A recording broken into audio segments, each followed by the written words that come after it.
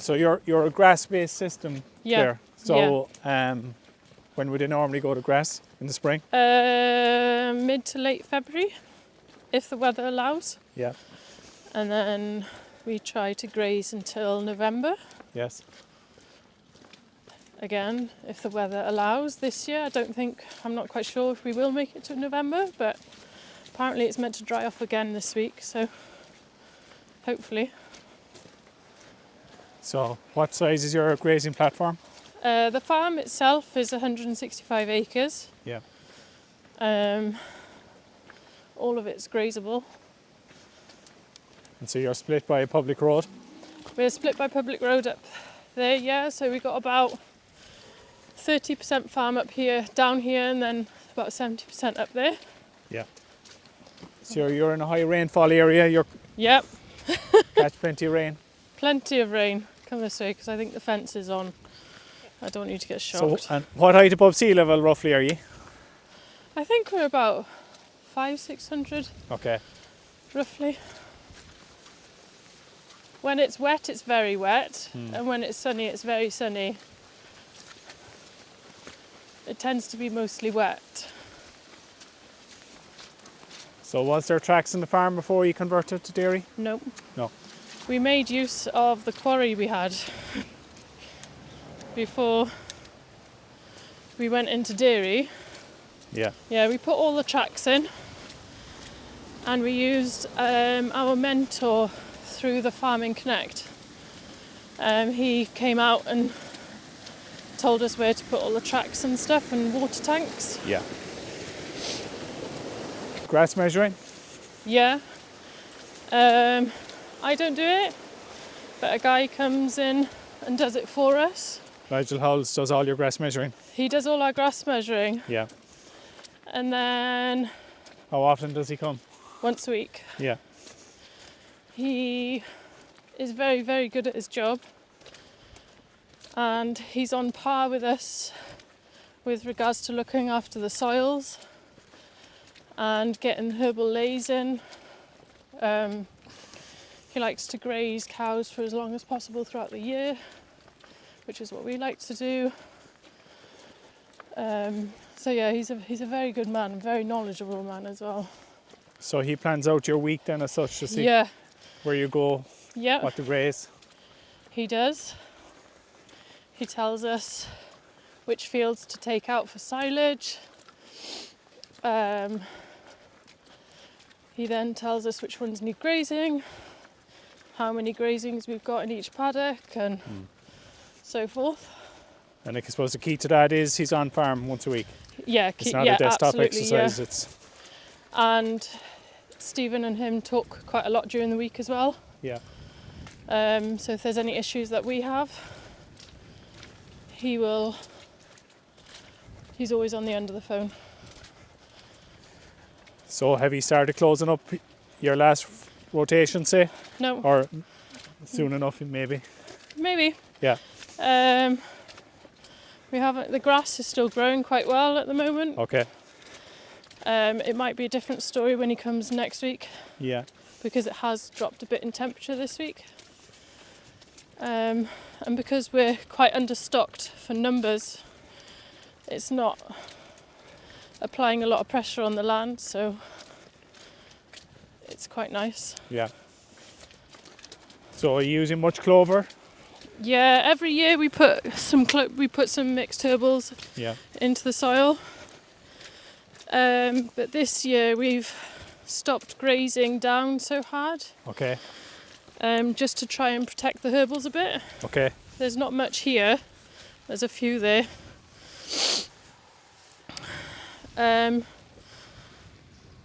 There's more. We put in a field across the road just further down, we put full herbals in there. Chicories, everything you can think of. They lasted the 3 years and that's it now, they've gone. Okay. So it's figuring out the best way to put clovers back into the ground. I think through the slurry is probably the best way. But again, you can't let the cows graze down too hard either, because you've got to protect them as well. So We used to graze, post-grazing used to be 1,500 on the grass measuring. I think we're doing about 1,650 now. So Okay. Yeah. just to try and protect them a bit. That's protecting the lays, the herbal lays. Yeah, protecting the herbal lays, yeah. They don't like it too intensive, is that right? No. Yeah.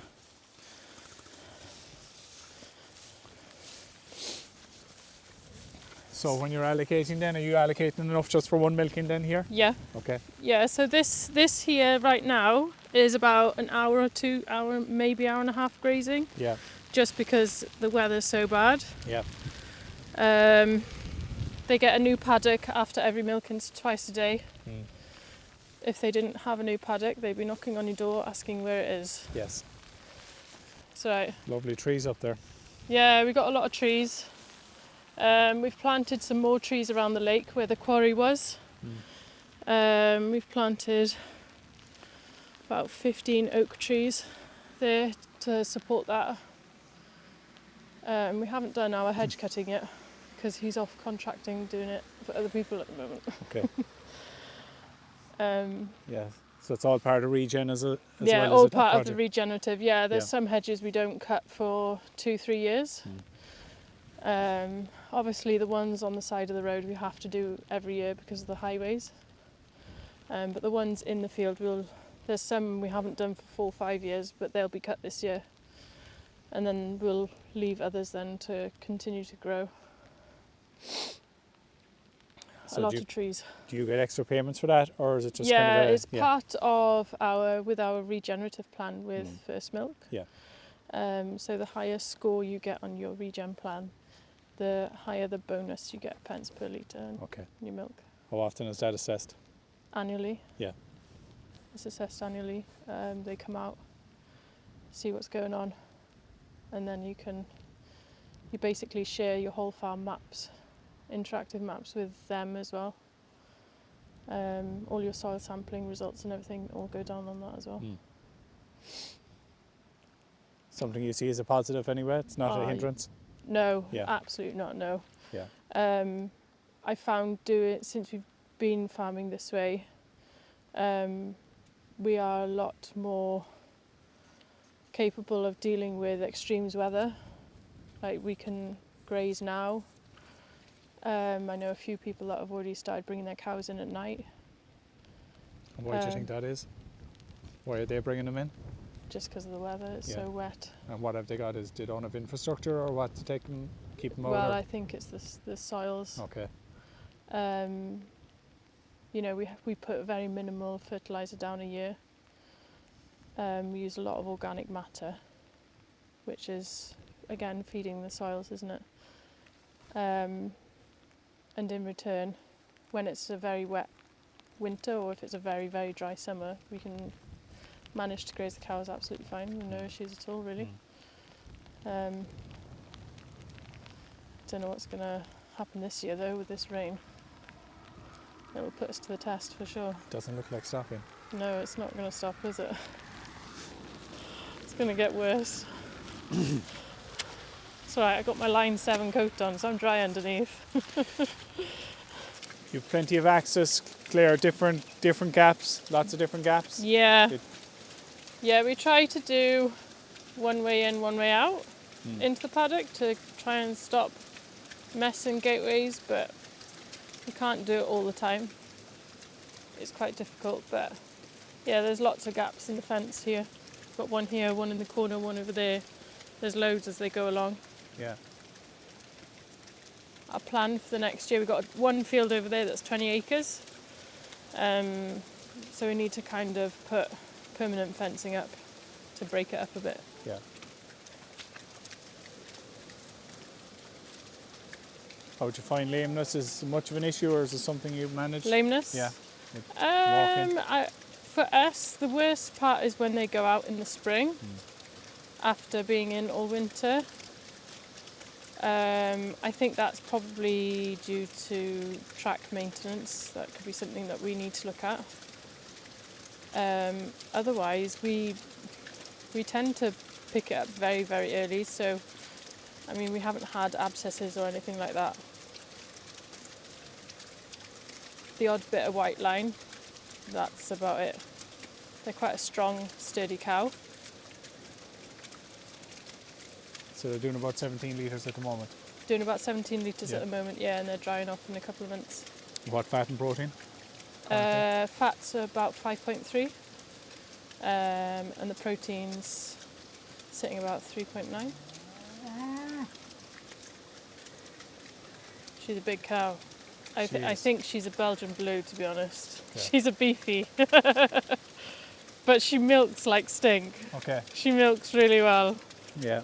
She's a real dual purpose lady. But she's well covered. Yeah. But that's fine. They can see where they're going, where they're mooing. When you had your beef and sheep, was Yeah. grassland management focused in? Or like, has there been much of a change with the different systems and how you manage your grass? Well, when we were with sheep and beef, we weren't doing the regenerative. Yeah.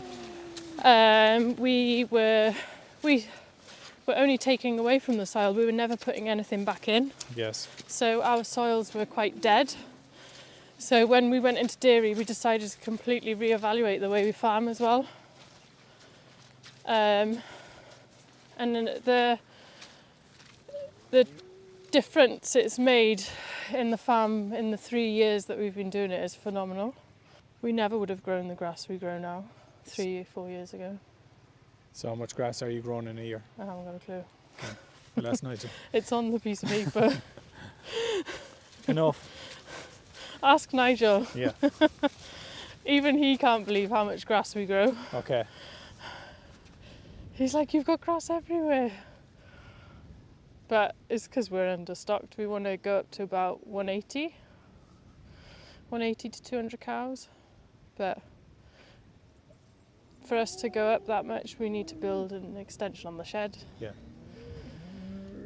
We need more slurry storage, which we've got planning for. Yeah, it's just a massive expense. So this will be their hours allocation for this evening, and then they'll come back in. Will they come back out the same gap, or will you have a different gap open? They'll probably come back through the same tonight. Yeah. Because it's not a big piece. Usually, instead of having it at an angle, it'll go straight across, or like further down, straight across. Well, there's another gate further down which they can come out of. But they're good grazers.